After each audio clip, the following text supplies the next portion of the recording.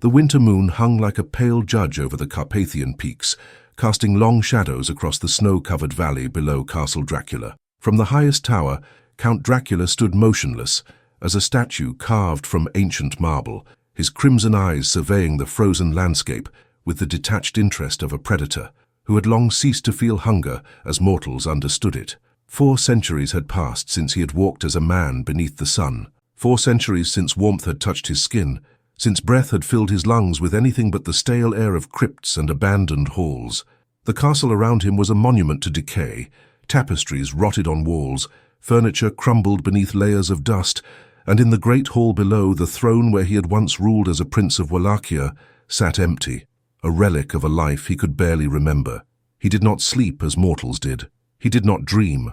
In the death-like torpor that claimed him during daylight hours, there was only darkness, a void where memory and sensation dissolved into nothingness. But in the nights, in the endless procession of nights, there was awareness, terrible, complete awareness of what he had become. The village of Brasov lay 3 miles distant, a cluster of timber houses and smoking chimneys that huddled together like frightened sheep. Dracula knew every street, every door, every face. He had walked among them countless times, invisible in shadow, listening to their prayers and their fears. They called him Strigoi, Nosferatu, the undead lord. They hung garlic above their doorways and clutched their crucifixes when darkness fell. They were right to fear him. Yet tonight something drew his attention with unusual persistence, a flicker of movement along the forest path that wound from the village toward the ancient cemetery on the hill. Small, solitary, vulnerable, a child. Dracula's fingers tightened on the stone balustrade, crumbling it to powder without effort or thought. Children were rare in Brasov now. The plague he had inadvertently brought through his rats and wolves 2 winters past had claimed so many, the young and old first, as such pestilences always did. The village had shrunk, grown quieter, more desperate. Fewer candles burned in windows, fewer voices raised in song or laughter. He should feel nothing. He had fed upon children before, in the early decades after his transformation, when the bloodlust had been a roaring inferno that consumed all reason. He remembered their fear, their tears, the way their small hearts had raced beneath his fingers. He remembered and felt only a distant clinical disgust at the monster he had been. But this child, she walked with purpose through snow that reached her knees, clutching something to her chest. Even from this impossible distance, Dracula's preternatural senses picked out every detail. A girl of perhaps 8 years, wrapped in a threadbare cloak 2 sizes too large, her dark hair escaping from beneath a woolen cap. Her breath formed small clouds in the frigid air. Her feet, wrapped in rags, left crimson stains in the snow. She was bleeding. The scent reached him even here, carried on the wind. Not the hot, rushing blood of a fresh wound, but the slow seeping of frost-bitten flesh. The child was walking on ruined feet, and she did not stop, did not falter, as if pain were merely another companion on her lonely journey. Something twisted in Dracula's chest, in the place where his heart had once beat with human rhythm. It was not hunger. It was something else, something he had not felt in so long that at first he could not name it. Curiosity. No, more than that. Concern. The word tasted foreign, almost blasphemous in his mind. He was Dracula, the Impaler's son, the dragon who had sold his soul for power and immortality. He was damnation given form, walking death, the scourge of the living. He did not feel concern for mortal children who wandered foolishly into winter's embrace. And yet he moved. Between one heartbeat and the next, he left the tower, descending through the castle's shadowed halls with inhuman speed, past the great hall where his brides had once danced, their laughter now silenced forever, past the armory where weapons he would never wield again gathered rust, past the chapel where the crucifix above the altar had long since fallen, unable to stand in his presence. The castle gates opened at his approach, groaning on hinges that had not moved in months. Beyond them, the mountain path stretched downward, treacherous with ice. Dracula walked it as easily as a man might cross his own parlor, his feet making no sound, leaving no prints in the pristine snow. He followed her trail through the forest, not by scent or sight, but by something deeper, as if her presence pulled at him like a thread, tied to his very essence. The trees here were ancient, their bare branches reaching toward the sky like the fingers of drowning men. Wolves howled in the distance, his children responding to his presence with reverence and hunger. Not tonight, he commanded silently, and they fell quiet. The cemetery rose before him, a collection of weathered stones and crooked crosses surrounded by an iron fence whose gate hung perpetually open. The child stood before a fresh grave, the mound of earth barely visible beneath the snow. She had knelt, her small form bent in an attitude of prayer, and beside her sat a wicker basket. Empty. No, not quite empty. Dracula's eyes, which could see perfectly in darkness that would blind any mortal, picked out the contents. A handful of winter flowers, their petals frozen and brittle, dead things, preserved by the cold, beautiful in their own way, like everything touched by death, and beneath them a piece of folded parchment. The girl's voice reached him, small and clear in the winter silence. "Mama, I brought you flowers again. I know they're not as pretty as the ones in summer, but Father Vasile says you can see me from heaven, so I thought maybe you'd like them anyway." Her voice cracked, and she pressed one small hand to her mouth, as if to hold back tears. "Elena says I shouldn't come here so much. She says it makes me sad and we have to be strong now. But I miss you, Mama. I miss you so much it hurts right here." She touched her chest. "Father Vasile says that means I loved you very much, and that's good even when it hurts." Dracula remained perfectly still, hidden in the shadow of an ancient yew tree 20 paces distant. He could kill her in an instant. 3 steps, 1 moment of supernatural speed, and her life would end before she could even gasp. It would be mercy in a way. This child was suffering, walking on feet that would likely need amputation if she survived the winter, grieving for a mother who would never return. Death was mercy. He knew this. He had granted it thousands of times, but he did not move. "I drew you a picture," the girl continued, pulling the parchment from the basket with fingers that trembled from cold. "See? It's us. You and me and Elena and Papa. Before you got sick. We're all together and the sun is shining and nobody's crying. Elena says Papa's in heaven too now with you. The plague took him last week." The revelation struck Dracula with unexpected force. This child was an orphan, alone save for the sister she had mentioned, Elena. 2 children, parentless, facing winter in a village that had barely enough to feed its healthy inhabitants, let alone care for the vulnerable. The girl placed the drawing on her mother's grave, weighing it down with a stone. "I tried to make it pretty like you would have liked. Father Vasile gave me the parchment. He's very kind, even though Elena says he looks sad all the time now. Everybody looks sad now." She reached into her cloak and withdrew something else, a small wooden cross, crudely carved, likely by her own hand. "I made this for you too. I know you have one in your coffin, but I thought maybe you'd want another one. To keep you safe. Safe. As if the dead needed protection. As if wooden crosses and prayers could hold back the darkness that came for everyone eventually." The girl kissed the cross and pressed it into the snow atop her mother's grave. Then she folded her hands and began to pray, her voice soft and halting, reciting words she had clearly memorized without fully understanding them. "Eternal rest grant unto her, O Lord, and let perpetual light shine upon her. May her soul and the souls of all the faithful departed, through the mercy of God, rest in peace. Amen."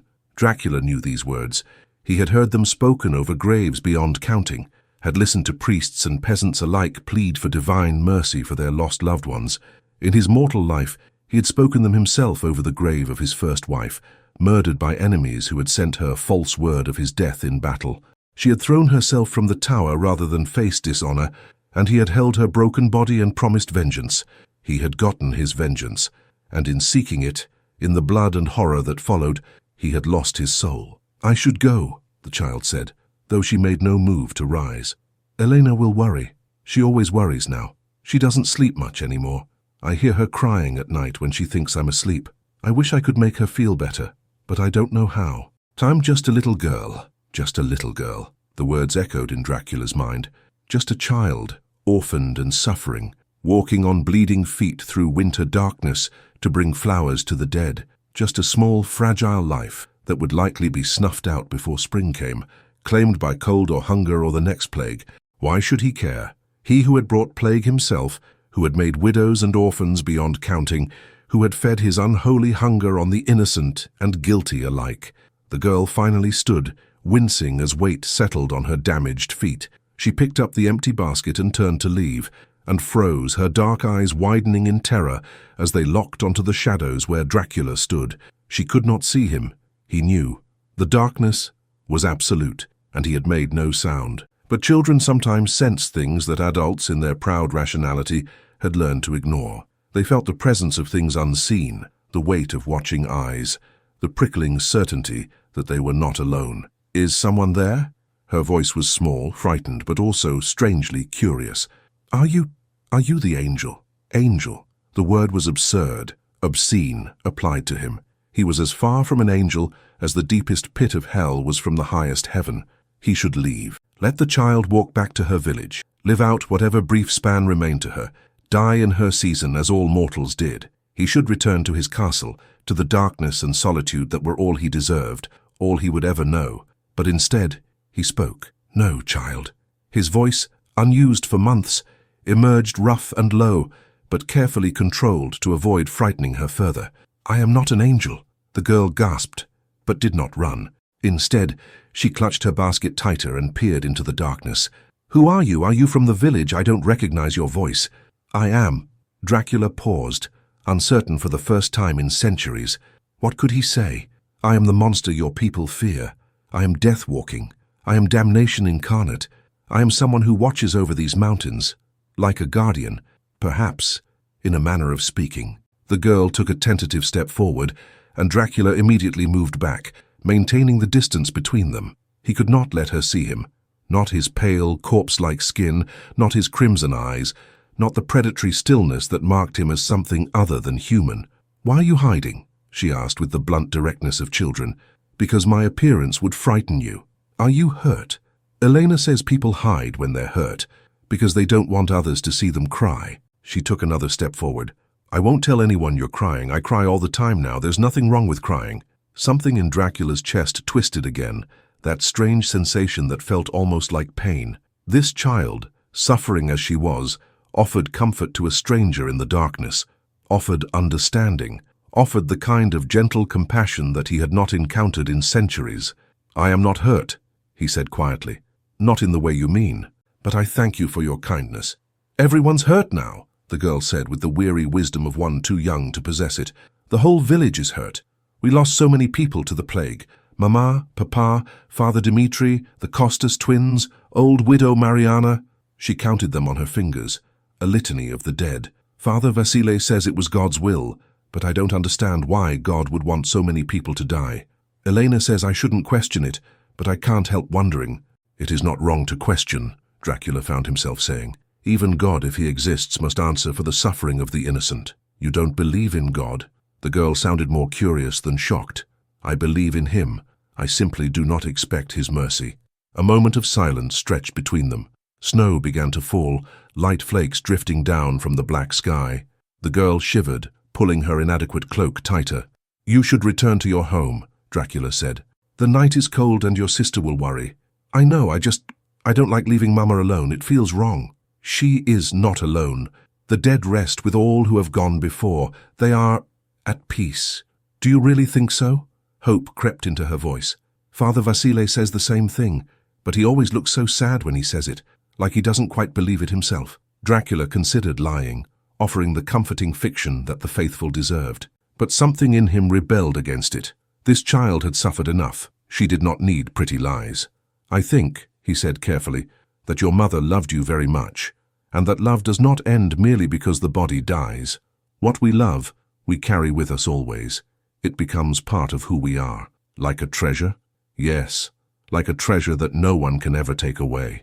The girl smiled, the first smile Dracula had seen on her face. It transformed her, made her radiant despite the cold and suffering. "I like that. I'll remember it. Thank you, sir." "What is your name, child?" "Ilara. Ilara Popescu." "What's yours?" He should not answer. Giving his name would create a connection, a thread between them that should not exist. But the girl, Ilara, waited with such simple trust, such guileless expectation of honesty, that he found himself answering, "I am, you may call me Vladislaus," his true name, or part of it. The name his mother had called him centuries ago, when he had been a boy not much older than Ilara herself. "That's a beautiful name. It sounds like a prince's name. I was a prince once, a very long time ago. What happened? I lost my way in the darkness, and I have not found it again." Ilara considered this with the seriousness of childhood. "Elena says when you're lost, you should look for a light. Any light, even a small one, and walk toward it. She says that's what faith is, following the light even when you can't see where it leads. Your sister is wise. She's very brave. She takes care of me even though she's scared too. I hear her praying at night, asking God to help her be strong enough to protect me. Elara's voice dropped to a whisper. I pray too. I ask God to help Elena because she's doing her best, and it's not fair that she has to do it all alone. The girl shivered again, more violently this time. Her lips were beginning to turn blue. Elara, you must go home now. Your feet are damaged and the cold will make them worse. You need warmth and rest.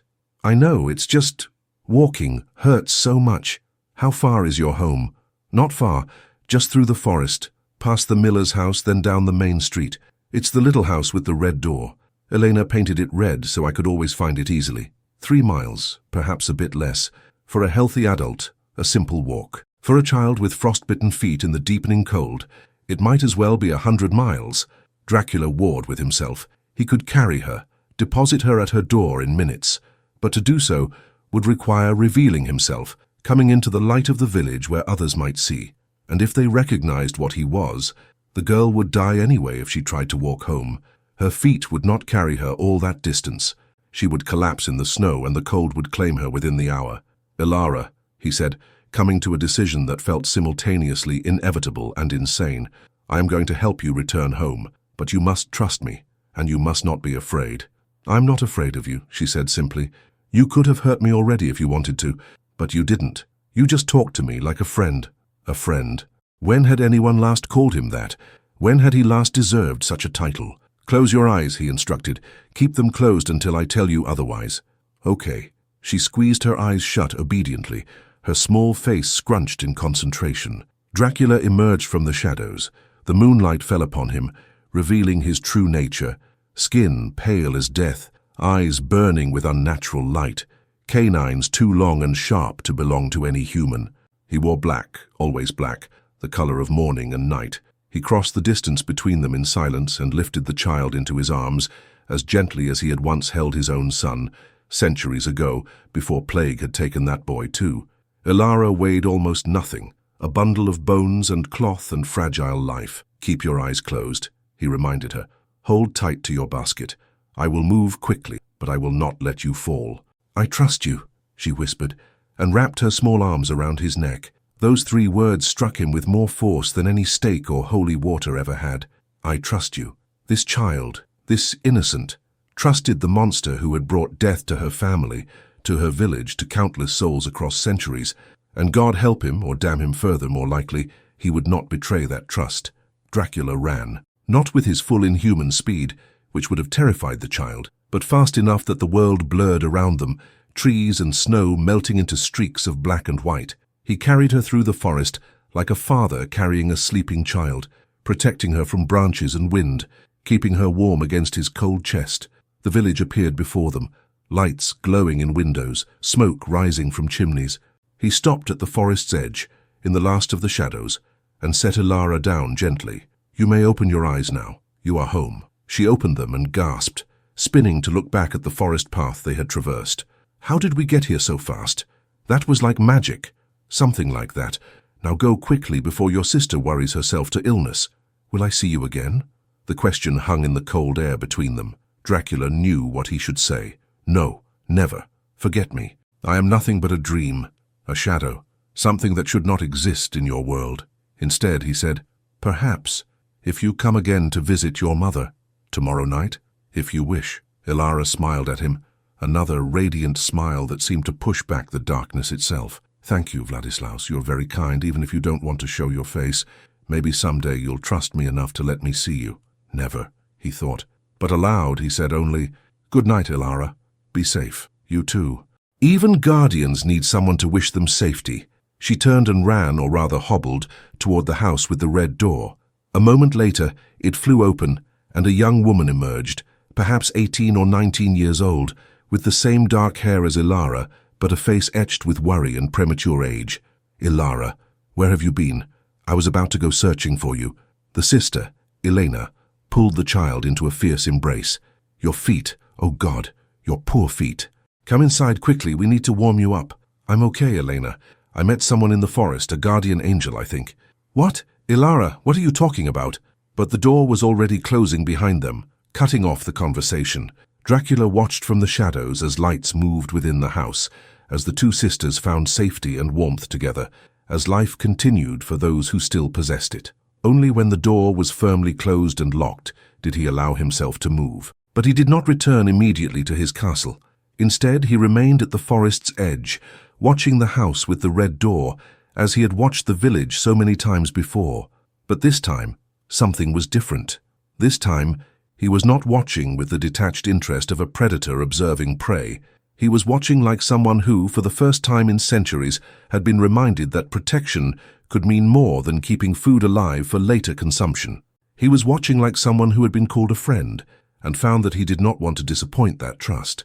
The snow fell harder, covering his tracks, erasing all evidence that he had been there. When dawn threatened on the eastern horizon, Dracula finally turned and retreated to his castle, to the darkness that was both his prison and his kingdom. But as he descended into the death sleep of daylight, for the first time in longer than he could remember, he did not face the void with indifference.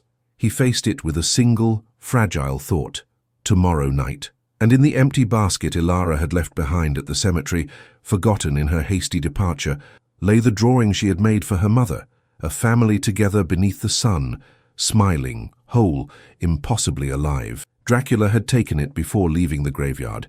He did not know why. He knew only that when the darkness claimed him, he held that drawing against his chest, a talisman against the void, proof that somewhere in this cruel world, innocence and love still existed. Proof that perhaps, just perhaps, even the damned could remember what it meant to be human. Father Vasile Constantine had not slept properly in 3 years. He sat now in the cramped sacristy of St. Michael's Church, a half-empty bottle of communion wine on the desk before him, and stared at the crucifix on the wall with eyes that held no faith, only accusation. The Christ figure gazed back with wooden serenity, untouched by the priest's silent rage, indifferent to his crisis of belief. "Where were you?" Vasile whispered into the darkness. "Where were you when the plague came? When the children screamed and their mothers wept?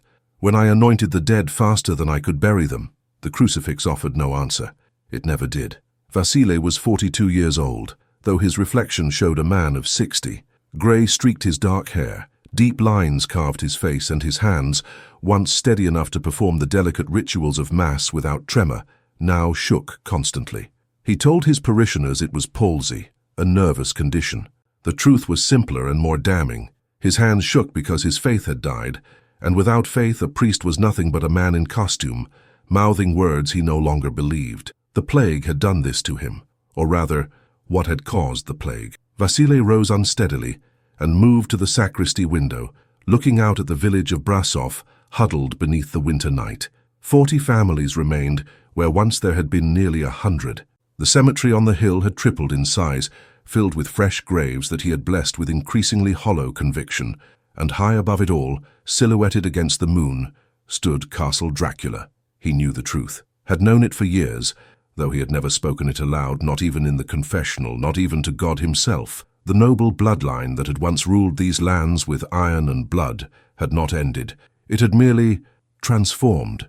Count Dracula was not dead. He was undead. Vasile had found the old records in the church archives, accounts written by priests long dead, speaking in careful euphemism about the curse that afflicted the castle, about the night sickness that claimed livestock and occasionally travelers foolish enough to venture too close, about the lights that burned in the castle windows when no living soul should walk those halls. He had confronted Father Dmitri about it years ago, before the old priest had succumbed to the plague. "Is it true?" Vasile had demanded. "The stories about the Count? About what he became?" Dmitri, ancient and frail, had looked at him with eyes full of terrible knowledge. "Better to ask what we all become, my son, when we lose sight of God's grace. The Count is damned, yes, but his damnation is only more visible than our own. We must do something. We must what? Storm the castle with stakes and prayers? Send our men to die against something that cannot die? No, Vasile. We survive. We endure. We keep the people faithful, and we pray that the Count's hunger remains manageable. That is all we can do. Manageable. What a bloodless word for the horror that lurked in the mountains. But Father Dmitri had been right about one thing. Direct confrontation would be suicide.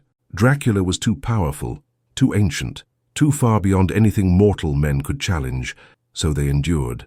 They hung garlic and crucifixes, they stayed inside after dark, they sacrificed the occasional sheep or goat at the forest's edge, offerings that were always gone by morning, and they prayed that the monster would be satisfied with animal blood. For the most part, it had worked. Dracula had not openly attacked the village in decades.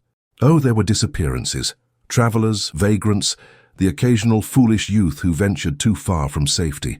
But the villagers themselves, the faithful who kept to the old ways, had been largely spared, until the plague.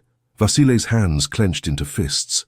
The rats had come first, pouring out of the forest in a chittering wave, infesting the village with their disease-ridden bodies, and with them had come the sickness, fever, pustules, blood leaking from every orifice. The old and young had died first, then the weak, then even some of the strong who had exhausted themselves caring for others. Half the village, gone in a single winter, and Vasilei knew with the terrible certainty of the faithless, that the rats had come from the castle, that Dracula, whether through intention or mere carelessness, had loosed this plague upon them. Why? That was the question that tormented him. Had it been malice, hunger for the chaos and suffering that death brought, or had it been mere indifference, the casual cruelty of an immortal who no longer remembered what it meant to be human? Whatever the reason, the result was the same: devastation. A knock at the sacristy door startled him from his dark thoughts. "Father Vasily, are you there?" He recognized the voice immediately. Elena Popescu, one of his few remaining parishioners under the age of 30. A good girl, devout and hard-working, now orphaned and struggling to care for her younger sister alone. Vasily quickly hid the wine bottle in a drawer and smoothed his vestments. "Come in, child." Elena entered, her face drawn with worry. She clutched a threadbare shawl around her shoulders, and her breath misted in the cold air. The church had not been properly heated in weeks. There was not enough wood to spare. "Forgive me for disturbing you so late, Father." "You are never a disturbance, Elena. What troubles you?" "It's Ilara," Elena's voice caught. "Her feet. The frostbite is worse. I've tried everything, but we have no money for medicine and the doctor won't come without payment. I thought perhaps you might know of some remedy, some way to help her." Vasily felt the familiar twist of helpless anger. What good was a priest who could offer nothing but empty prayers? "Let me see her. I have some salve that might ease the pain at least." "Thank you, Father, but there's something else, something strange that Ilara told me." "Oh?" "She says she met someone in the forest tonight, a man who called himself Vladislaus. She says he carried her home, though she can't describe how. She kept her eyes closed as he asked. She thinks he might be an angel." Every muscle in Vasilei's body went rigid. Vladislaus. The name echoed in his mind with the weight of history and horror. It was the Count's Christian name, the one he had borne when he was still mortal, still human, still capable of damnation rather than already damned. Did she see this man's face? No. She said he stayed in shadow. But Father, she left her basket at the cemetery, and when I went to retrieve it this morning, I found this.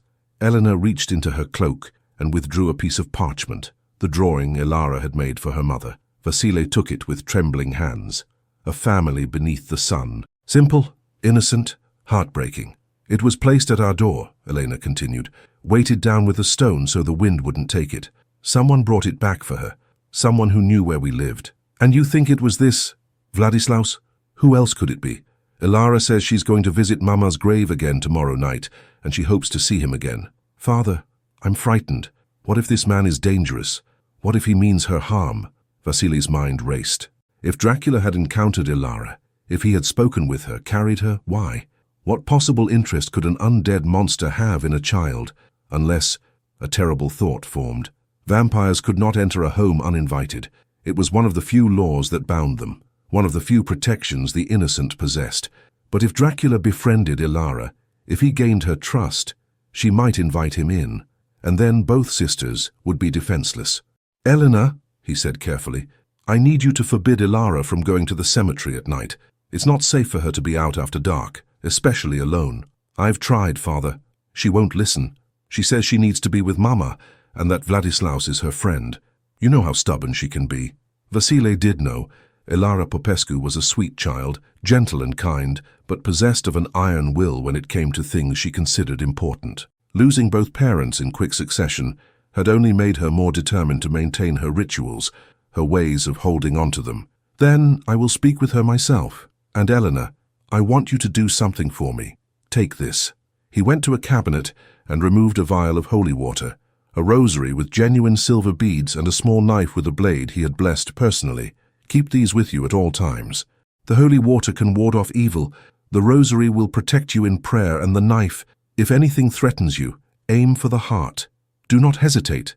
Elena's eyes widened. "Father, you're frightening me. What do you think this man is?" "I think," Vasily said slowly, "that he is not a man at all, and I think your sister is in grave danger."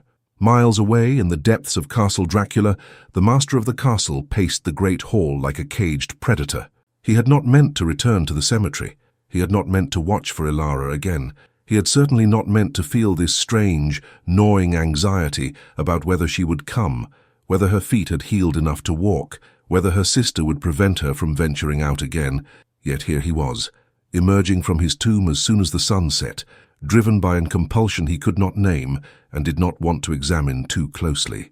The drawing lay on the throne beside him, the family beneath the sun. He had studied it during the previous day's death sleep, during those last moments before darkness claimed him. The figures were crude, drawn by an unpracticed hand, but the love in them was undeniable. The parents stood tall and protective.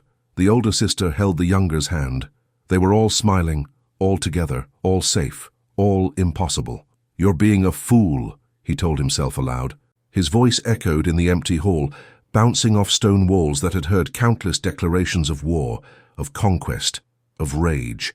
"She is nothing to you, less than nothing, a brief flicker of life that will be extinguished soon enough." But even as he said the words, he knew they were lies. Ilara was not nothing. She had seen him, or rather sensed him, in the darkness and had not run. She had called him a friend.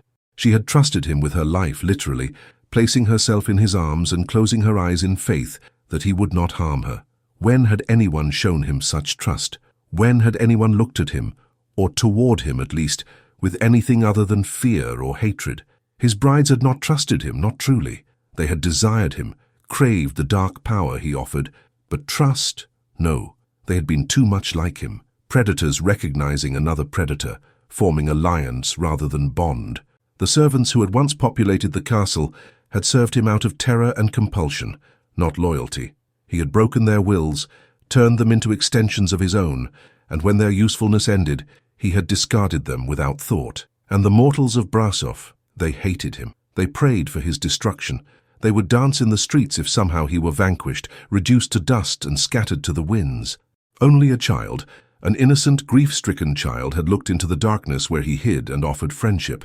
The grandfather clock in the corner, still somehow functional after centuries, chimed the hour, 9 o'clock. If Ilara was coming, she would be leaving soon. The walk from the village to the cemetery took nearly an hour for a child, especially one with injured feet. Dracula made his decision.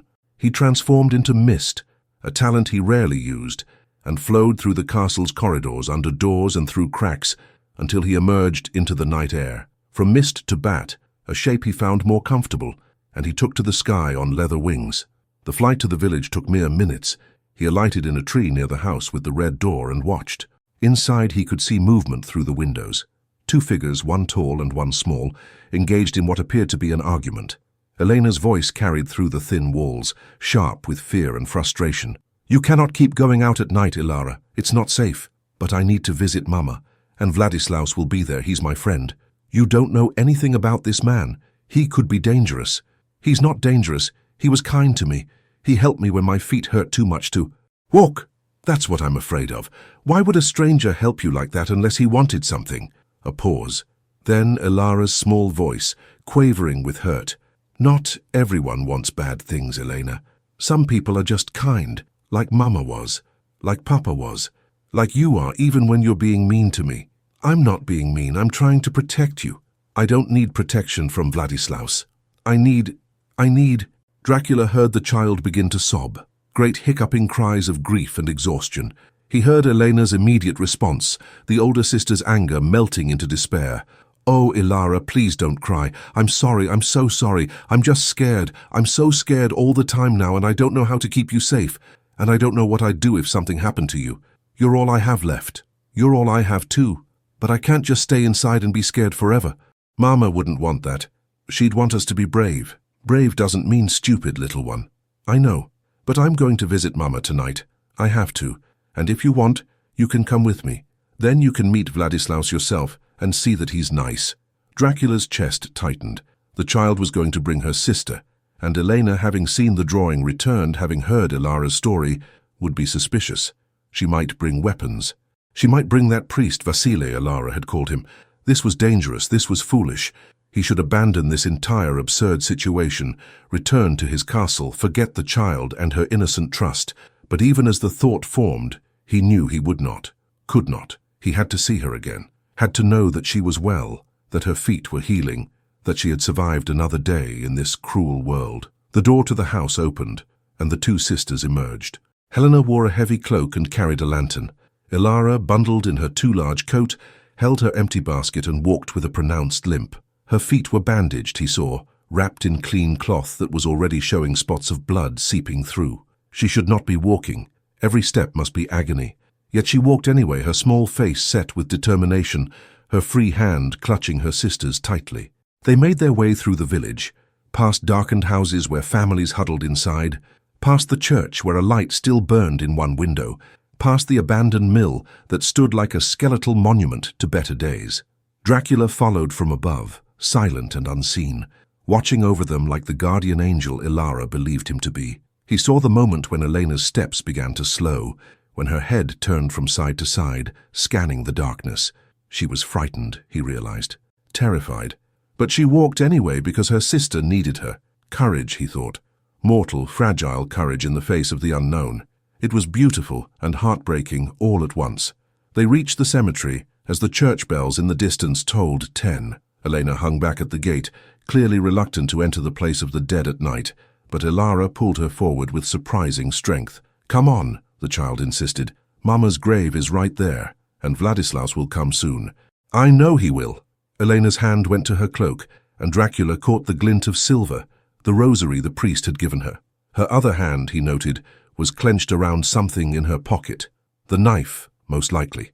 She was prepared to fight, to protect her sister against whatever danger might emerge from the darkness. He found himself impressed. This young woman, barely more than a child herself, was ready to stand between her sister and the unknown, ready to die if necessary to keep Ilara safe. That was love. Real, sacrificial love, the kind that redeemed even the worst of circumstances. Ilara knelt at her mother's grave and began arranging flowers. Fresh ones this time, he saw, likely purchased at great cost to their meager resources. She placed them carefully on the snow-covered mound and bowed her head in prayer. Elena stood guard, her back to the grave, her eyes scanning the darkness. Dracula descended from his perch, transforming from bat to mist to man in the span of a breath. He stood in the shadows of the same yew tree as before, hidden but present. "Mama," Ilara whispered, "I brought Elena tonight. I wanted her to meet my friend. I know you'd like him, even though he's sad. He reminds me of Father Vasile, like he's carrying something heavy that he can't put down." "Ilara?" Elena's voice was tight. "There's no one here. He's here. I can feel it." "Can't you? All I feel is cold and fear. Please, let's go home." "Not yet, Vladislaus," Ilara called out, her voice carrying through the cemetery. "It's me, Ilara. I came back, like I said I would. This is my sister, Elena. Don't be afraid to talk to us." Dracula closed his eyes. He could leave, should leave. This was his chance to sever whatever strange connection had formed between himself and this child, to return to the comfortable isolation of his castle, to forget that for one brief moment he had remembered what it felt like to be something other than a monster. But Ilara's voice called out again, "Please, I brought you something. A present, to thank you for helping me. A present, for him, from a child who had nothing, who could afford nothing, who had given him a gift nonetheless." He spoke, keeping to the shadows, making his voice as gentle as he could. "I am here, Ilara, but I do not wish to frighten your sister." Elena spun toward his voice, her hand emerging from her pocket, clutching the blessed knife. "Stay back! Don't come any closer!" "Elena, no!" Ilara struggled to her feet and put herself between her sister and the darkness. "He's my friend. He won't hurt us." "You don't know that." "Yes, I do. Vladislaus, please, come out where she can see you. She needs to see that you're nice." "Ilara, I cannot. My appearance would cause distress." "Are you deformed?" This was Elena, her voice slightly less hostile, more curious. Burned? Scarred? In a manner of speaking. I don't care what you look like, Ilara insisted. I want to see you, to see your face, to know the person who was kind to me. Every instinct Dracula possessed screamed at him to refuse, to remain hidden, to protect both the child and himself from the truth of what he was. But something else, something deeper and older than his vampiric nature, something that remembered being human, wanted to be seen, to be known, to exist in the eyes of another as something more than a shadow in the dark. If I show myself, he said slowly, your sister will be frightened. She may try to attack me. I do not wish to defend myself against her, for I would never harm you, Ilara, and harming your sister would harm you. Elena won't attack you. Will you, Elena? Elena's voice shook. I can't promise that, not without knowing what you are. What I am, Dracula said quietly, is damned. But I mean your sister no harm. I swear this on the grave of my own child, lost to me centuries ago. Silence. Then, Ilara, you had a child? I did. A son. He died of plague, much as your mother did. I could not save him, though I had all the power and wealth of a prince at my command. Money, soldiers, titles, none of it mattered in the face of disease. I'm sorry. Ilara's voice was soft, full of genuine sympathy. I'm sorry you lost him, and I am sorry you lost your mother and your father. The plague that took them, it came from my lands, from the castle on the mountain. I did not intend it, but neither did I prevent it. That makes me responsible, it makes me guilty of their deaths. Elena gasped. The castle? You're the Count? I am what remains of him, yes. The knife clattered from Elena's hand, landing in the snow. Dear God, the stories are true. You're a vampire, Dracula finished for her. An undead thing, cursed to walk the night, sustained by blood, damned for eternity. Yes, all of it is true. Then why haven't you killed us already? Elena's voice was barely a whisper. Because, Dracula said, and found that he could not quite articulate the answer. Because her sister had smiled at him? Because she had called him a friend? Because for one moment he had felt something other than the crushing emptiness of eternal isolation? Because he's not a monster, Ilara said firmly. Maybe he was once, or maybe people just think he is because of what he is. But I don't think anyone who talks as sadly as he does, who remembers his child, who helped me when he didn't have to, I don't think that's a monster. I think that's someone who's lonely and lost and needs a friend as much as I do. Out of the mouths of babes, Dracula thought. The child had seen him more clearly in one night than he had seen himself in centuries. Step into the light, Elena said suddenly. If you mean us no harm, if you're truly at whatever my sister thinks you are, then show yourself. Let me see the thing that haunts our nightmares. It was a challenge and a plea all at once. And Dracula, who had never backed down from any challenge in his mortal life or his undead existence, found that he could not refuse this one. He stepped forward, out of shadow, and into the pale glow of Elena's lantern. The sisters saw him in full for the first time, a tall figure dressed in black, his skin corpse pale, his eyes burning red in the darkness. His features might have been handsome once, aristocratic and strong, but death had stolen their warmth, leaving only the beauty of a marble statue, cold, perfect, and utterly inhuman. Elena made a sound somewhere between a gasp and a sob. Her hand flew to the rosary around her neck, gripping it like a lifeline. But Ilara smiled. You're beautiful, she said simply, like a prince from a sad story, like someone who forgot how to be happy. Dracula felt something crack in his chest, not his body, which could not crack, but something deeper, some wall he had built around whatever remained of his heart. I am a dead thing, child. Beautiful is not a word that applies to corpses. My mama was beautiful when she died, Ilara said. Peaceful and beautiful even though she was gone. Elena and I washed her and dressed her in her best dress, and we put flowers in her hair. She was beautiful because we loved her, and love makes everything beautiful. Ilara, Elena breathed, please stop talking, and come here. Come to me now. No, I want to give Vladislaus his present. Ilara reached into her basket and withdrew something small wrapped in cloth. She hobbled forward, each step clearly painful, until she stood directly in front of Dracula. He could have killed her in that moment. One movement, one instant, and her life would end. Instead, he knelt, bringing himself to her height so that they were face to face. You should not be close to me, he said quietly. I am dangerous, Ilara. More dangerous than you can imagine. I'm not afraid. Here. She held out the wrapped object. Open it. With hands that had torn apart armies, that had crushed stone and bent iron, Dracula carefully took the small bundle and unwrapped it. Inside was a wooden cross, carved with more skill than the one she had left at her mother's grave. It was small, simple, but clearly crafted with care and love. "I made it for you," Ilara explained. "Elena helped me with the hard parts. I know that crosses are supposed to hurt vampires in the stories, but I thought maybe if it was made with friendship instead of fear, it might not hurt. It might just remind you that someone cares about you." Dracula stared at the cross in his palm. He should be burning. The blessed wood should be searing his flesh, causing him agony. But he felt nothing, only the cool smoothness of carved wood and the weight of a child's pure intention. "I cannot accept this," he said, though he made no move to return it. "Why not?" "Because I do not deserve such a gift. Because I am the thing this symbol was meant to ward away. Because accepting it would be a blasphemy." "I don't think God minds if vampires have presents from their friends," Ilara said with the confidence of absolute faith.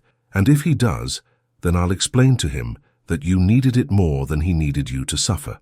Despite everything, despite the horror of his existence, despite the weight of centuries of damnation, despite the absolute impossibility of what was happening." Dracula laughed. It was a rusty sound, unused for so long that it barely resembled laughter. But it was genuine, pulled from some deep place within him that he had thought long dead. "You would argue with God on my behalf?" "If I had to. You're my friend." He looked at the child before him, small, wounded, orphaned, standing in a cemetery at night before an undead monster, and found that he had no words adequate to the moment. So he simply said, "Thank you, Ilara. I will treasure this gift always." "Good. Now will you help Elena and me get home? Her lantern is running out of oil and I don't want her to be scared walking in the dark." "Ilara, we can manage," Elena started, but Dracula cut her off. "I will see you both home safely. It is the least I can do." He rose to his full height and looked at Elena. The young woman was pale, trembling, clearly terrified despite her brave words. But she did not run. She stood her ground, protecting her sister even now, even in the face of her worst nightmare made flesh. "I give you my word," Dracula said to her, "on whatever remains of my honor, that no harm will come to either of you this night or any night. You have my protection, such as it is worth." "And what good is the word of a vampire?" Elena asked, though her voice lacked real heat. "Perhaps none, or perhaps everything. You will have to trust your sister's judgment of my character." Elena looked down at Ilara, at the child who had somehow befriended the monster of Castle Dracula, and in her eyes, Dracula saw the moment when love conquered fear, when the need to believe in something good, even something impossible, outweighed caution. "All right," she said quietly. "All right, take us home." Dracula offered his hand to Ilara. She took it without hesitation, her small fingers wrapping around his cold ones. Then, more reluctantly, Elena took his other hand. Together, the three of them walked through the cemetery, through the forest toward the village where lights burned against the dark, and watching from the church tower, clutching his useless rosary and his empty prayers, Father Vasile saw them pass by in the moonlight, the vampire and the orphans, the damned and the innocent, walking hand in hand like some impossible family. His hands shook worse than ever, and the bottle of communion wine called to him with a voice sweeter than any prayer. But he did not look away. He watched until they disappeared from sight, and he knew with terrible certainty that something had changed in Brasov this night, something that could not be unchanged, no matter how many prayers he spoke or how much wine he drank. The darkness had found innocence, and innocence had not run away. God help them all. 3 weeks passed, and Castle Dracula began to change. It was subtle at first, a tapestry carefully cleaned of dust and grime, revealing colors that had not been seen in a century. A window opened to let in the night air, dispelling some of the tomb-like staleness. The great hall swept clear of debris, the throne wiped clean, a fire lit in the enormous hearth for the first time in decades. Dracula moved through his castle like a man waking from a long sleep, seeing it with new eyes. How had he allowed it to fall into such ruin? When had decay and neglect become so familiar that he no longer noticed them? He knew the answer when he had stopped caring about anything, including himself. But now there was Ilara. She came every evening to the cemetery, sometimes with Elena, sometimes alone when her sister was too exhausted from working to keep them fed. And every evening, Dracula was there, waiting in the shadows until she called for him. They talked. About everything and nothing. She told him about her parents, her memories of happier times before the plague. She told him about the village, about the neighbors who had stopped helping when resources grew scarce, about the hunger that gnawed at her constantly, about her fear that Elena was working herself to death. And he listened. He who had not truly listened to another soul in centuries hung on every word from this child's lips as if they were scripture. In return, he told her things he had never spoken aloud, about his mortal life carefully edited to remove the worst atrocities, about his son, dead at 7 years old, buried in a grave Dracula could no longer find, about his first wife, whose death had sent him down the dark path to damnation, about the loneliness of immortality, the crushing weight of endless nights with no dawn of hope. "You need friends," Ilara declared one evening with the certainty of childhood wisdom. "Everybody needs friends, even vampires. I had companions once, other beings like myself. What happened to them? I destroyed them," he said it flatly without emotion. "They displeased me, and I removed them from existence." Ilara was quiet for a moment, then, "Were they mean to you? They were disrespectful. They forgot their place. So you were lonely, and you had friends, and then you destroyed them because they made you angry, and now you're even more lonely?" She shook her head. "That wasn't very smart, Vladislaus." Despite himself, Dracula smiled. "No, I suppose it was not. Maybe you should say you're sorry. They are dust, child. Apologies cannot reach them. Then say it anyway. Mama always said that saying sorry helps heal your own heart, even if the person you hurt can't hear it anymore. Your mother was wiser than most priests," Dracula thought but did not say. On the 20th night of their strange friendship, Ilara arrived at the cemetery with her basket full rather than empty. Inside were 6 small potatoes, a heel of bread, and a piece of salted fish. "This is for you," she announced, holding it out to him. Dracula stared at the offerings, food that represented perhaps half of what the sisters had to eat for the next several days. "Ilara, I cannot accept this. You need this food. You and Elena are already going hungry. But you must be hungry too. You never eat when we're together. I do not eat as you do." "Because of the blood thing?" She whispered it, as if even saying the word might make it more frightening. "Yes. Does it hurt? Being hungry? It is uncomfortable, but I am used to it. I have learned to manage my needs without troubling the village overmuch." This was not entirely true. He fed when necessary, taking blood from animals, from travelers passing through, from anyone foolish enough to venture near his castle. He did not kill, not anymore, not since he had learned control, but he fed nonetheless. "I wish you didn't have to drink blood," Ilara said sadly. "It must make you feel like a monster." "I am a monster, child." "No, you're not. Monsters don't listen to little girls talk about their dead mamas. Monsters don't walk people home to keep them safe. Monsters don't look sad when they talk about the people they've hurt. Perhaps I am simply a monster with regrets. That's called being a person. Everybody has regrets. Elena says she regrets not learning more from Mama before she died, not knowing how to cook and sew properly. I regret not spending more time with Papa before the plague took him. But having regrets doesn't make us monsters. It makes us people who wish we'd done better." Dracula looked at this small, starving child who was trying to feed him, trying to redeem him, trying to make him believe he was capable of salvation, and he felt something he had not felt in centuries: shame. Not the performative guilt he had occasionally affected for strategic purposes, but real crushing shame for what he had done, what he had become, what he continued to be. "Keep your food," he said gently, "but I thank you for the offer. It means more to me than you can possibly know. Then I'll bring you something else, a different kind of present. You have already given me the cross. That is more than enough. But I want to give you more things. That's what friends do.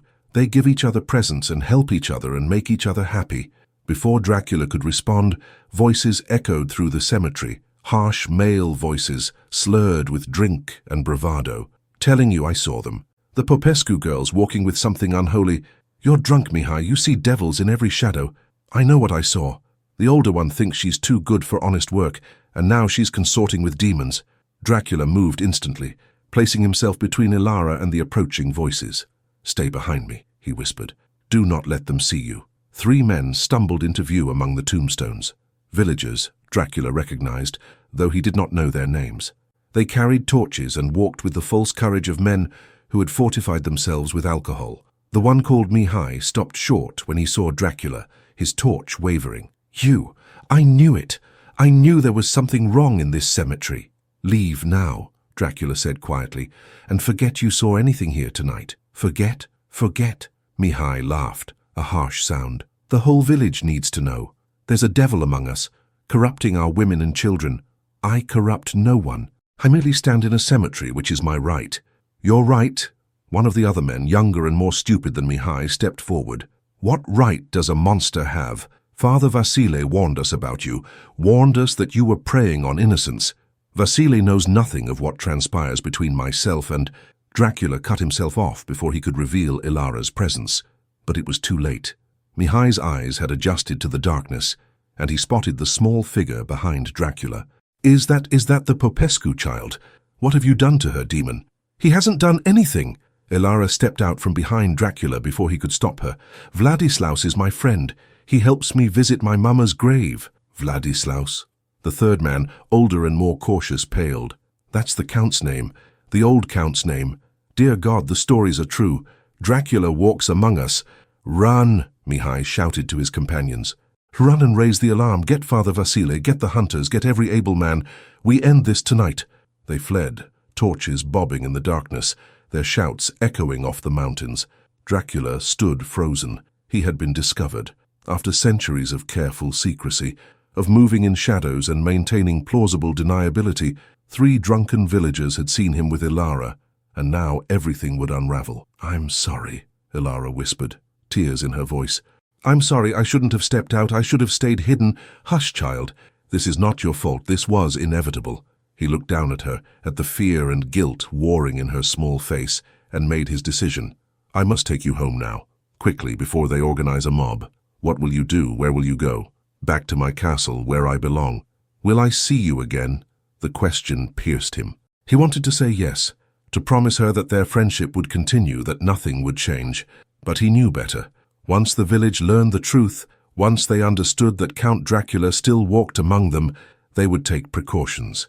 They would guard their children, forbid them from leaving after dark, perhaps even launch an assault on the castle itself. I do not know, he said honestly, but come, we must hurry. He lifted her into his arms. She was lighter than she had been 3 weeks ago, he noted with alarm, and ran with supernatural speed through the forest. The journey that took Ilara an hour took him mere minutes, and he deposited her at her doorstep just as shouts began to echo from the village center. Tell Elena to bar the door, he instructed. Tell her to let no one inside, no matter what they say. Tell her, he paused, tell her I am sorry for bringing danger to you both. You didn't bring danger. You brought friendship. That's worth any danger. Ilara threw her arms around his neck in a fierce hug, and for a moment, Dracula simply stood there, stunned by the gesture, by the warmth of her small body against his cold one, by the trust and affection so freely given. Then she pulled back and ran inside, and he heard the sound of the bar falling into place. Dracula turned and fled into the night, racing back toward his castle as behind him, the village erupted into chaos. Father Vasile stood in the village square, surrounded by every able-bodied man in Brasov and a few women who refused to be left behind.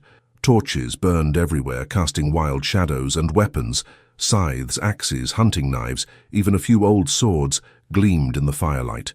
We must act tonight, Mihai was shouting, still drunk but now also terrified and angry. I saw it with my own eyes. The Count, the vampire with the Popescu child. He's been preying on her, corrupting her, preparing her for... Enough! Vasile's voice cut through the babble. I will not have wild accusations and speculation. Tell me exactly what you saw. Mihai described the scene in the cemetery, the tall, pale figure, the child, the exchange of words. His companions confirmed his account, though they admitted they had been drinking. The child called him Vladislaus, the older man added. She said he was her friend, but father, you know what that name means. You know what it implies. Vasile did know. He had known for weeks that Dracula had made contact with Ilara Popescu. He had watched them from afar, had seen the vampire walk the sisters home, had witnessed the impossible friendship forming between innocence and damnation, and he had done nothing. Why? That was the question that tormented him now. Why had he not acted immediately? Not raised the alarm, not organized this very mob weeks ago? Because some part of him, some last shred of the faith he thought he had lost, wanted to believe that redemption was possible, that even the damned could change, that God's mercy extended even to vampires if they showed remorse. But that was foolishness, was it not? Vampires were unholy things, animated corpses without souls, incapable of true repentance. The Church taught this. Scripture implied it. Centuries of tradition confirmed it. And yet, Father Vasile, someone grabbed his arm, a young man named Stefan, one of his few remaining faithful parishioners. What do we do? Do we march on the castle? Do we destroy the creature? All eyes turned to Vasile. He was their priest, their spiritual leader, the one who was supposed to guide them in matters of good and evil. They expected him to call for Dracula's destruction, to lead them in a crusade against the vampire. But Vasile found that he could not. "We do nothing tonight," he said quietly. "Nothing?"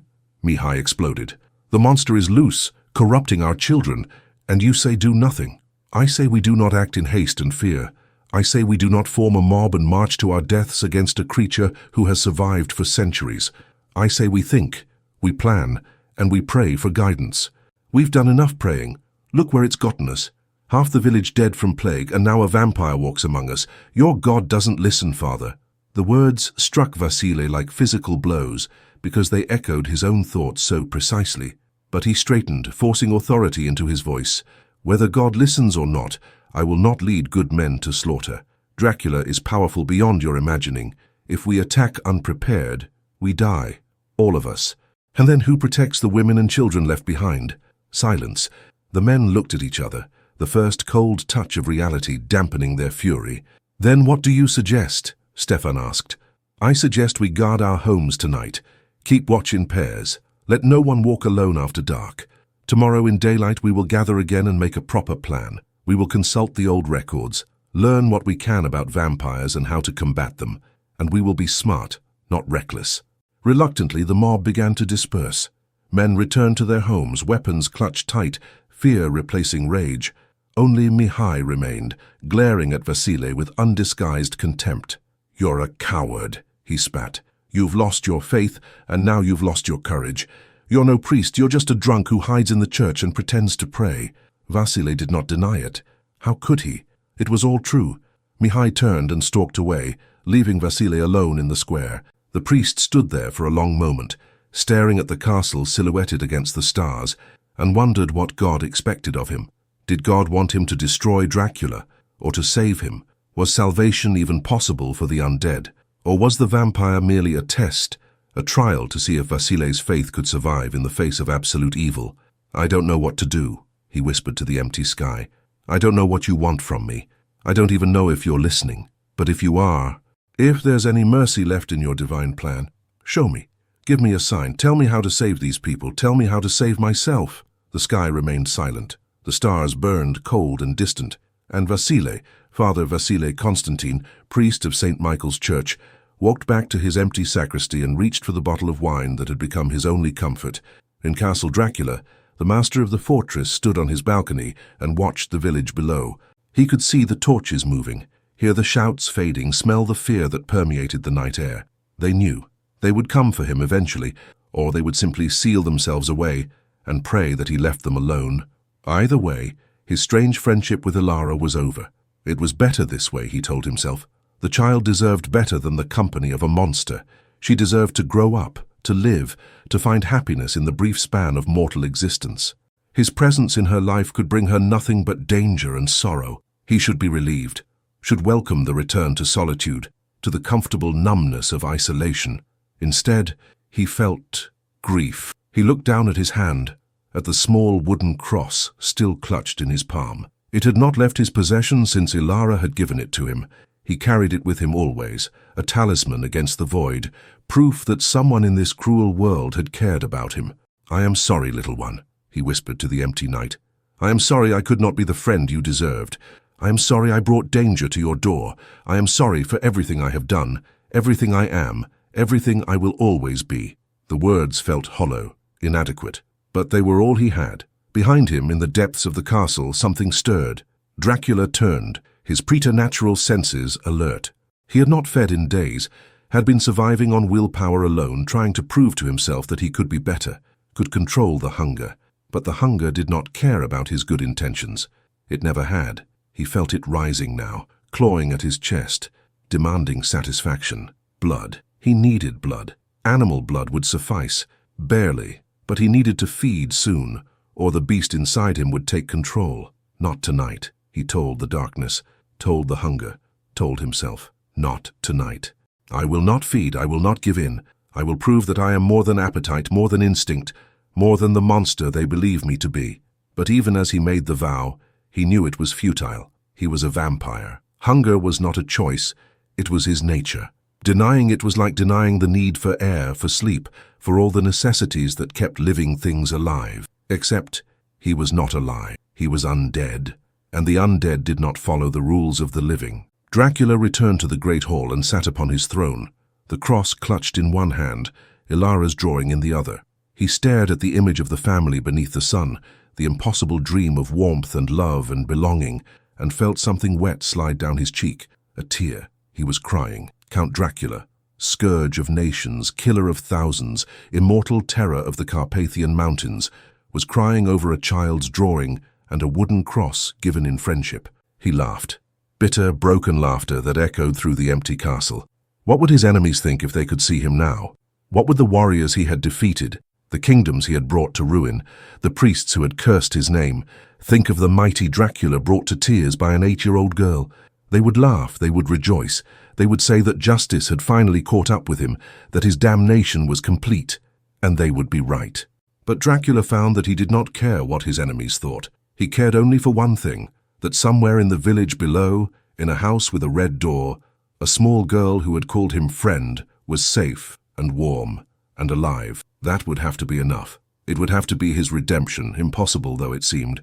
The knowledge that he had done one good thing, protected one innocent, earned one person's trust without betraying it. It was not much. It would not balance the scales of his sins. It would not save him from damnation, but it was something, and after centuries of nothing, something was everything. He sat on his throne as the night deepened, clutching his treasures, and waited for dawn to claim him. And for the first time in memory, Dracula did not face the death sleep with indifference.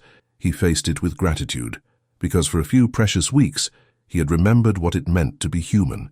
And that memory, painful though it was a gift beyond price. The village of Brasov spent the following week in a state of fearful vigilance. No one ventured out after dark. Doors were barred with iron, windows sealed with garlic and holy water. Children were kept inside, watched constantly. The church held services 3 times daily, Father Vasile leading prayers with a hollow voice that inspired little confidence, but was better than silence. And on the 7th night, Elena Popescu stood in her small kitchen, staring at the empty cupboards, and faced the reality she had been denying for days. They had no food left, nothing. Not a crust of bread, not a potato, not even a bone for soup. She had sold everything she could, her mother's wedding ring, her father's best coat, every possession that might fetch a few coins. She had taken every job offered, no matter how demeaning or exhausting. She had begged, borrowed, and bargained. It was not enough. Ilara sat at the small table, wrapped in blankets, trying not to shiver. The fire had gone out hours ago. They had no more wood. Her feet, which had finally begun to heal, were wrapped in the last clean bandages Elena had been able to find. "I'm hungry," the child said quietly, as if afraid to burden her sister with the admission. "I know, little one, I know." Elena pressed her hands against her face, fighting back tears. She was so tired. Tired of being strong, tired of trying, tired of pretending that everything would somehow work out. "Maybe Vladislaus could help us," Ilara suggested. "He's our friend. Friends help each other. We haven't seen him in a week, not since the men found out about him. He's probably gone, Ilara. Probably fled to some other place where people won't hunt him. He wouldn't leave without saying goodbye. I know he wouldn't." Elena wanted to believe that. Wanted to believe that the vampire who had walked them home, who had listened to Ilara's stories and accepted her childish gifts, possessed enough humanity to keep a promise. But she had learned the hard way that people, even living people, rarely kept their promises when it cost them something. A knock at the door made them both jump. Elena grabbed the kitchen knife, the blessed one Father Vasile had given her, and approached cautiously. "Who is it?" "Father Vasile, child. I've brought you something." She opened the door to find the priest standing on her threshold, holding a cloth-wrapped bundle. He looked worse than usual, his face gaunt, his eyes bloodshot, his hands shaking violently. "Father, what are you doing here? It's after dark." I know, but I had to come. I couldn't." He thrust the bundle at her. Take this. It's food from the church stores. Bread, cheese, some dried meat. It's not much, but it should last you a few days." Elena took the bundle with trembling hands. "Father, we can't accept this. The church needs these supplies for... The church needs nothing. God needs nothing. But you and your sister need to eat." He looked past her at Ilara, and his expression softened. "How is she?" "Hungry, cold, but alive." "That's something, at least."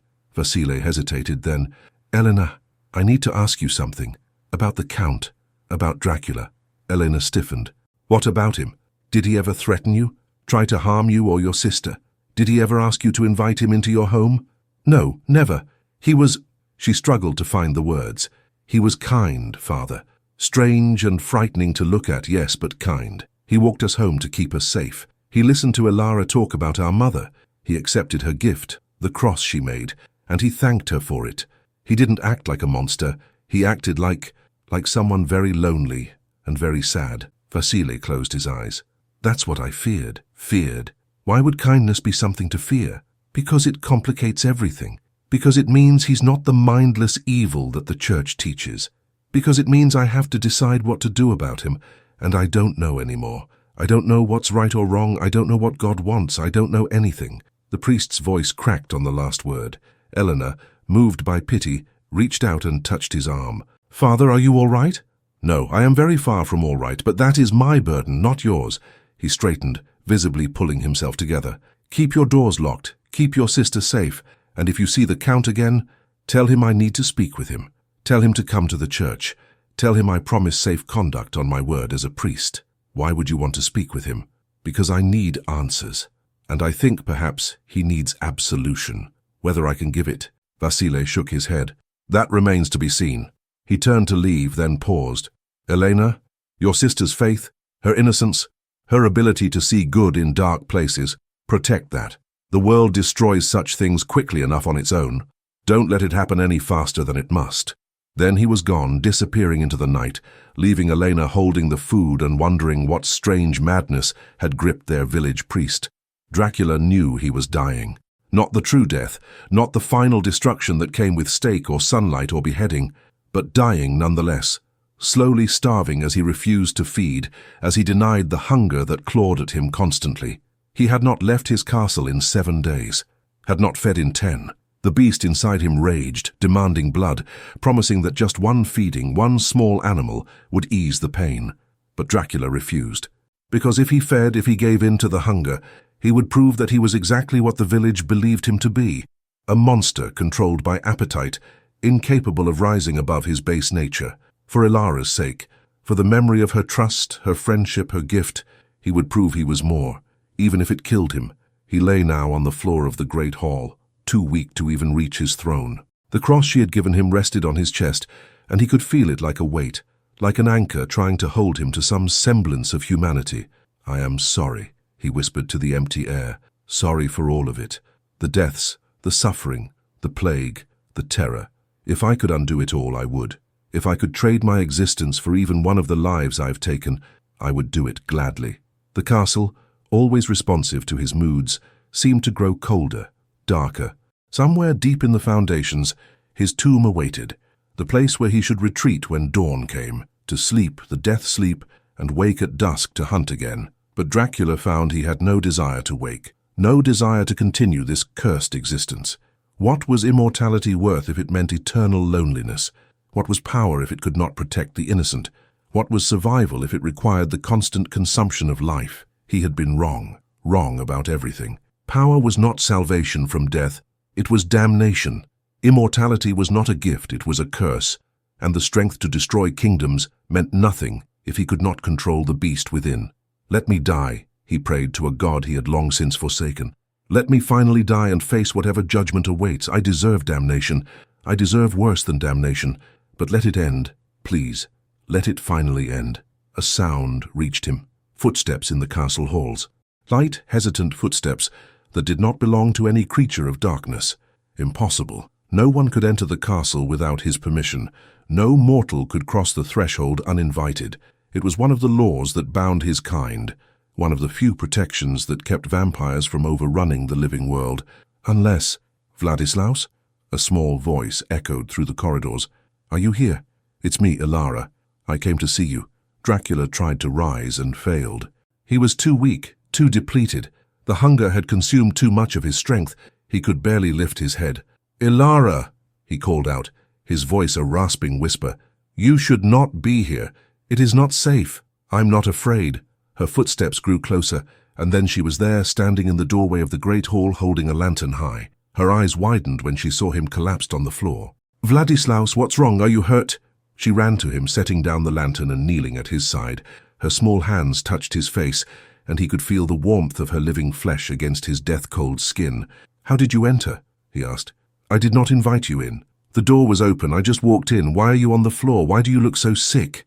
I am starving, child. I have not fed in many days." "Why not? You need to eat." "Because I do not wish to be a monster anymore, and monsters feed, so I will not." Ilara's face crumpled. "That's stupid. You need to eat to live. Even if what you eat is different from what I eat, you still need it. You're hurting yourself for no reason. Not for no reason, for you, so that you can continue to believe that I am worth your friendship, so that I do not prove the villagers right about what I am. I already know what you are. You're my friend, and friends don't let friends die." Tears ran down her cheeks. "Please, Vladislaus, please eat something. I don't want you to die. You should want me dead, Ilara. The world would be better without me in it." "No, it wouldn't. It wouldn't be better for me. You're the only person who listens to me, who understands how much I miss Mama and Papa, who doesn't treat me like I'm just a problem to solve. If you die, I'll be all alone. You have." "Helena." "Elena is scared all the time. She's trying so hard to be strong that she can't be sad, and she can't let me be sad either. But you let me be sad. You let me cry and talk about Mama, and you don't tell me to be brave or strong or any of that. You just let me feel what I feel. And I need that. I need you." Dracula felt something break inside him. Not physically, but some barrier he had erected centuries ago to protect himself from caring, from attachment, from love. This child needed him, not for what he could do for her, not for his power or his wealth or his protection, but for what he was, broken and damned as that might be. She needed his presence, his listening ear, his understanding of grief. And in needing him, she had given him something he had not had in centuries, a reason to exist. "Very well," he whispered. "I will feed, but you must leave first. What I must do, you should not witness it. Will it hurt? Not if I am careful. Then I'll stay. I want to make sure you're all right." "Ilara, I'm staying." There was no arguing with that tone. Dracula recognized it. He had used it himself in his mortal life when he was a prince who brooked no dissent. Ilara Popescu, 8 years old and starving herself, had inherited that same iron will. "Then turn away," he commanded gently. "Please, grant me that small dignity." She turned, facing the wall, and Dracula used the last of his strength to call out with his mind. Within moments, a wolf trotted into the great hall, one of the pack that roamed the forests around the castle, bound to him by the blood curse that had created him. He fed quickly, efficiently, taking only what he needed to restore himself. The wolf did not struggle. It understood in its animal way that this was the price of the bond between them. When Dracula finished, he released the creature, which loped away seemingly unharmed. "You may look now," he said. Ilara turned back, and Dracula was already standing, his strength returned, though he still felt the echo of the hunger. It would never truly go away. It would always be there, waiting, demanding, but he could control it. He would control it, for her. "Are you better?" Ilara asked anxiously. "Yes, much better. Thank you for compelling me to feed. You may have saved my life, such as it is." She ran to him and hugged him fiercely. "Don't ever do that again. Don't ever try to die. Promise me." Dracula wrapped his arms around her, carefully, so carefully as if she were made of spun glass, and made a promise he had no right to make. "I promise." "Good." She pulled back and looked up at him with those large, solemn eyes. "Now I need your help with something." "What is it?" "Elena and I don't have any food. We don't have any money. And winter is getting worse. I'm scared we're going to starve before spring comes." The words struck Dracula like physical blows. Of course. He should have known, should have been paying attention. While he wallowed in self-pity and self-destructive martyrdom, the sisters had been suffering actual deprivation. "Why did you not tell me sooner? You've been gone for a week, and Elena is too proud to ask for help, but I'm not. I'm asking, can you help us?" "Yes." The answer came without hesitation. "Yes, I can help you. I have wealth, resources, things I have hoarded for centuries with no purpose. I will give you whatever you need, just enough for food and firewood. We don't need anything fancy. You shall have it."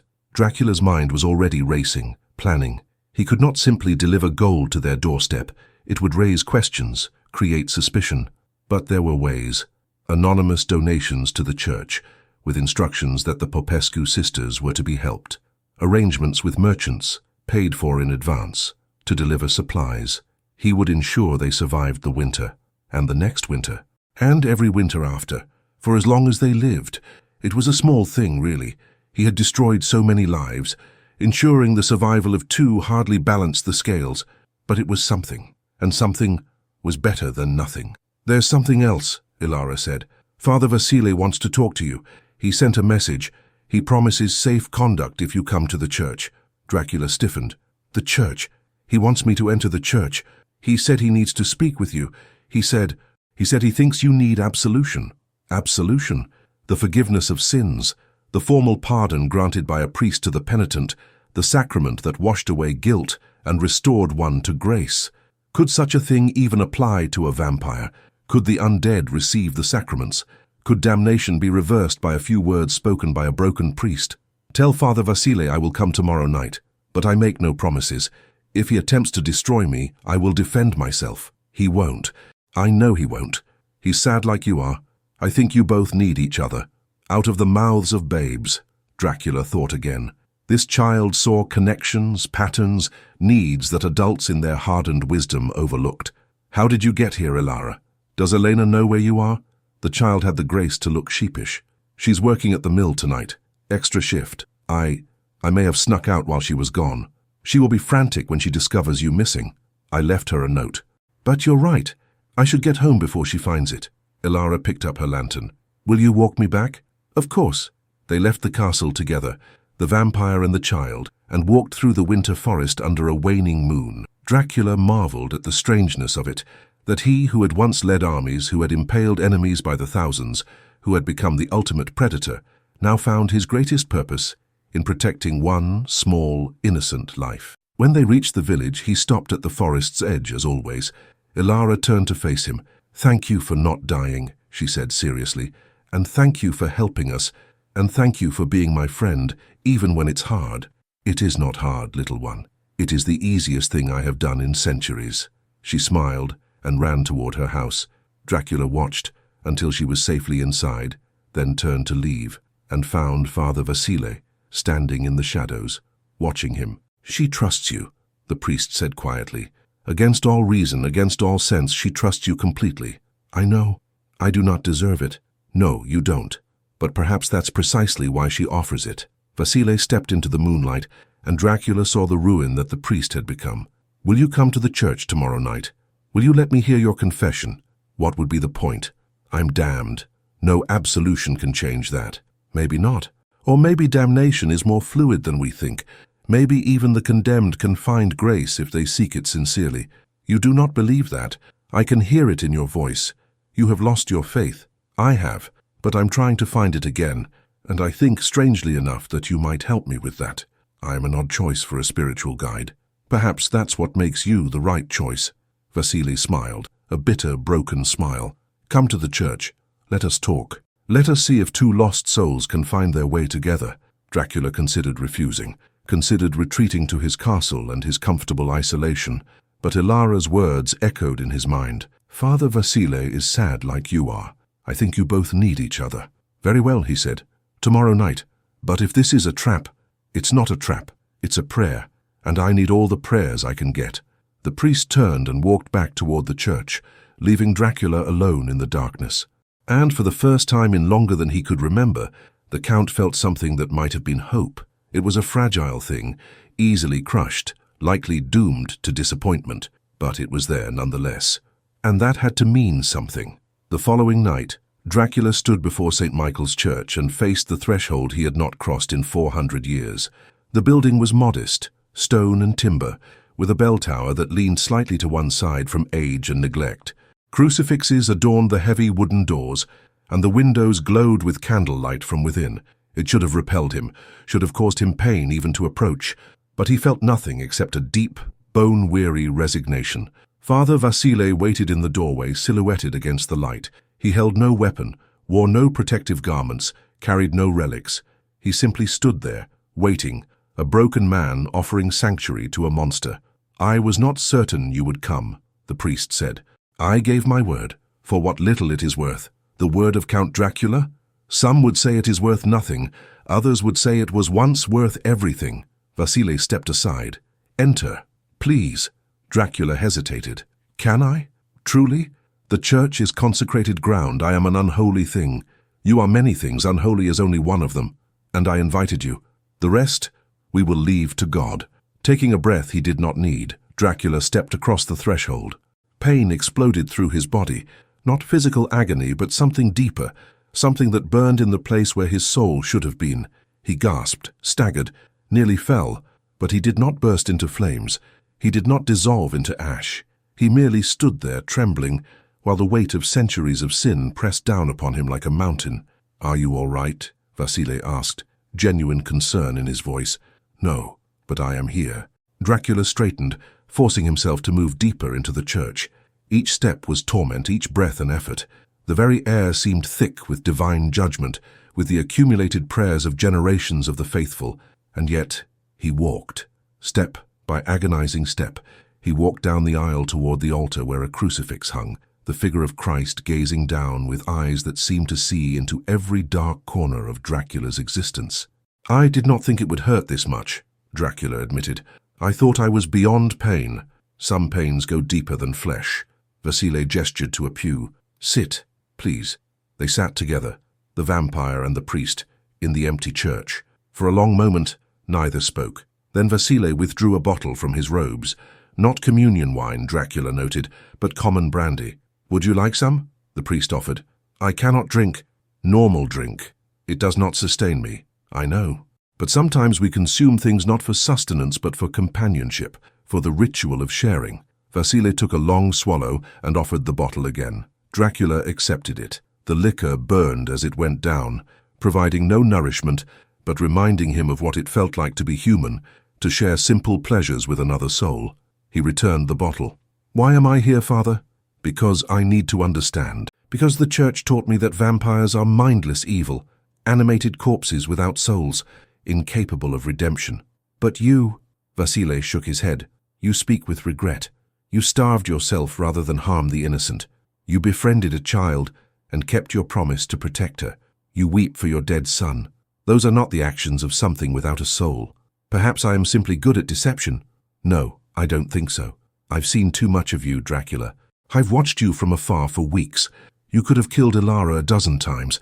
You could have enthralled her, controlled her, used her as bait to draw in her sister. You could have done all the terrible things that the legends attribute to your kind. But you didn't. Why?" Dracula was silent for a long moment. Finally, "Because she reminded me of my son, the way she talks about her mother, the way she mourns, but continues living, the way she finds joy in small things, despite her suffering. Mikhail was like that. Even when he was dying, when the fever consumed him and he knew he would not recover, he smiled at me and said, 'Don't be sad, Papa. I'll be with the angels soon.' He tried to comfort me. His father, the prince, the warrior who had seen thousands die and never shed a tear. My son tried to make me feel better as he died. What happened then? I went mad. Not immediately. I held myself together long enough to bury him, to comfort his mother, to perform all the duties expected of me. But inside, something broke. I could not accept that my son, innocent and pure, had died while I, stained with the blood of countless enemies, lived. I could not accept a God who would allow such injustice. So I renounced him. I renounced faith, heaven, salvation, all of it, and I sought power instead. Power to overcome death. Power to never again feel the helplessness I felt watching my child die. And you found that power. I found damnation. The power came with a price. My humanity, my soul, my ability to ever see Mikhail again. Because wherever the innocent go after death, it is not where monsters are allowed." Vasile took another drink. "Do you regret it? The choice you made? Every moment of every day for 4 centuries. But regret does not undo what was done. Remorse does not resurrect the dead. I am what I am, and no amount of wishing will change it. Then why try? Why befriend Ilara? Why starve yourself rather than feed? Why come here tonight, knowing the pain it would cause you? If you truly believe you're beyond redemption, why struggle? The question hung in the air between them.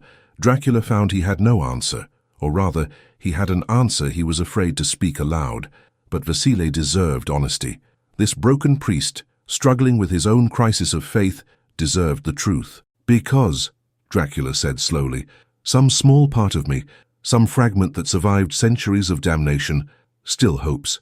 Hopes that perhaps I am wrong. Hopes that perhaps redemption is possible even for me. Hopes that perhaps if I can do one good thing, protect one innocent, earn one person's trust without betraying it, it might mean something. It might count for something. It does count, Vasile said quietly. It counts for everything. The Church teaches that as long as a soul seeks God, God will seek it in return, that no sinner is beyond the reach of divine mercy if they truly repent. Even you, Dracula, even a vampire. The Church also teaches that vampires have no souls to save. The Church is wrong about many things, I've discovered that recently. Vasile smiled bitterly. I lost my faith, you know. During the plague, I watched children die, mothers weep, fathers curse God's name, and I felt nothing. No divine presence, no comfort, no assurance that any of it meant anything.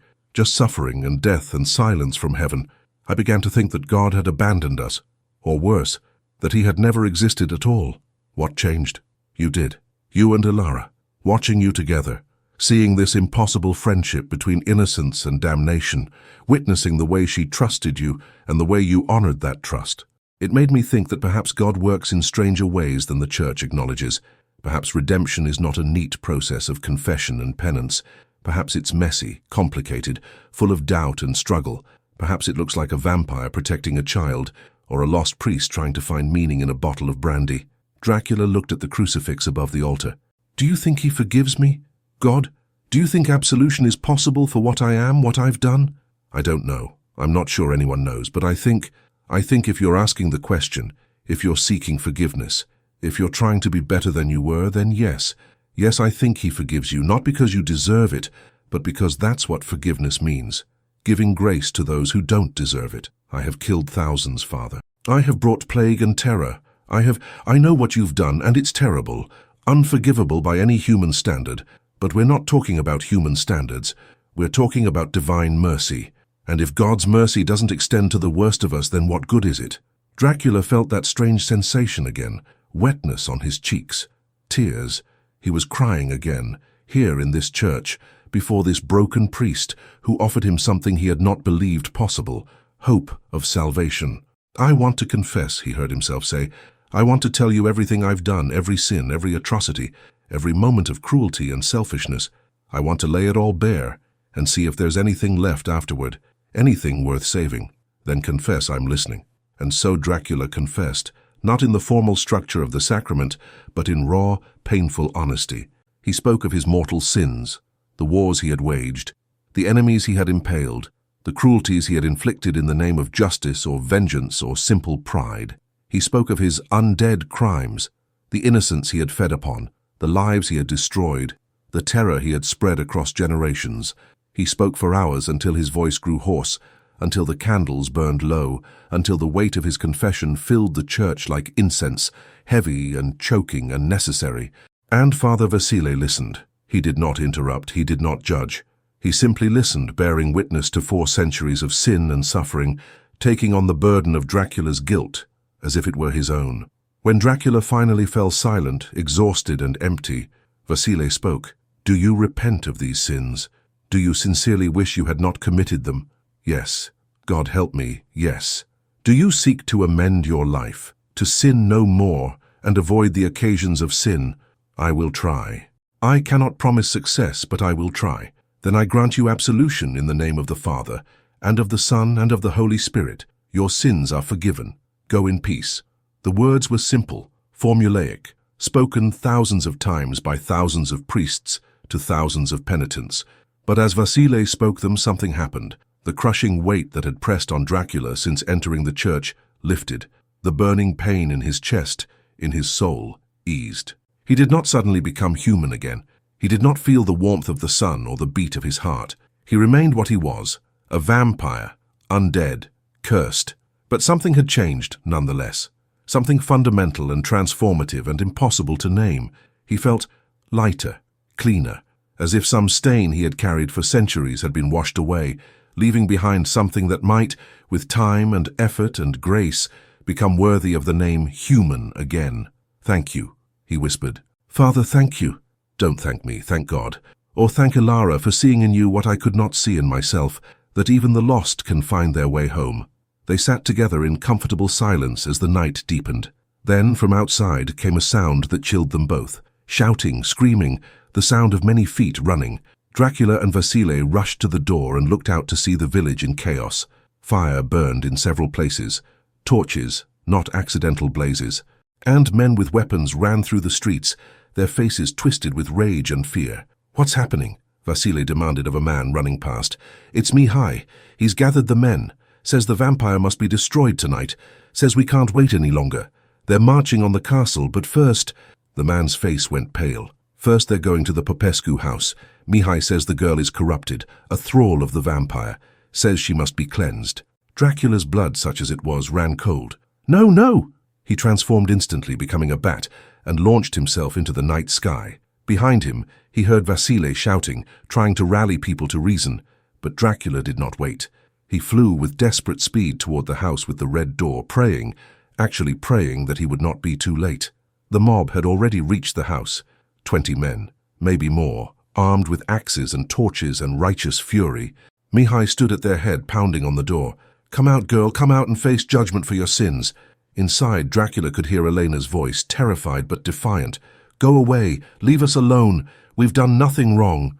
You've consorted with devils. You've brought evil into our village.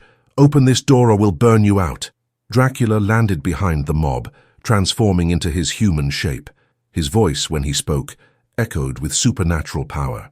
"Leave them alone." The men spun around and several cried out in fear. Mihai's face contorted with hate. There is the devil, kill him now."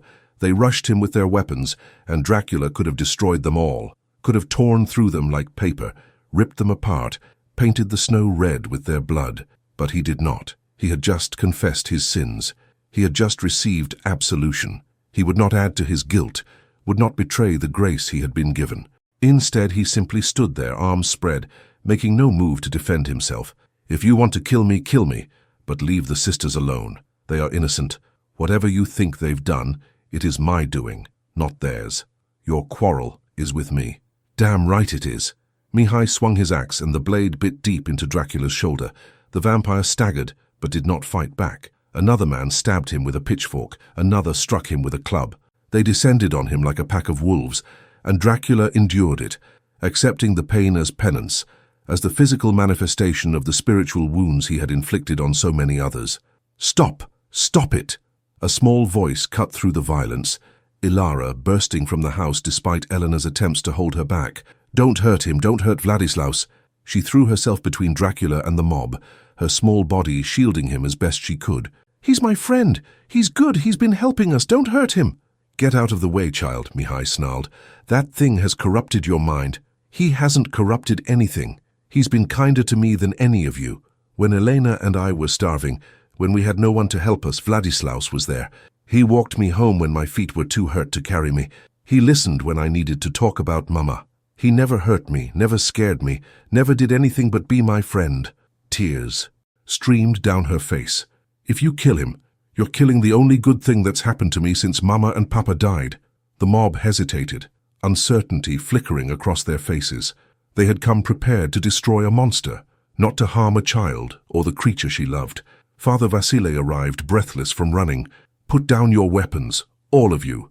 This is not the way." "Father, you know what he is," Mihai started. "I know what he was. I also know what he's becoming. And I will not stand by while you murder him or traumatize this child in the name of righteousness that is really just fear and hatred. He's a vampire, an abomination. He's a soul seeking redemption. And if we deny him that chance, if we destroy him when he's trying to change, then we're no better than the monsters we claim to fight." Elena had emerged from the house as well, clutching a kitchen knife but making no move to use it. She looked at Dracula, wounded, bleeding, but still standing between the mob and her sister, and something shifted in her expression.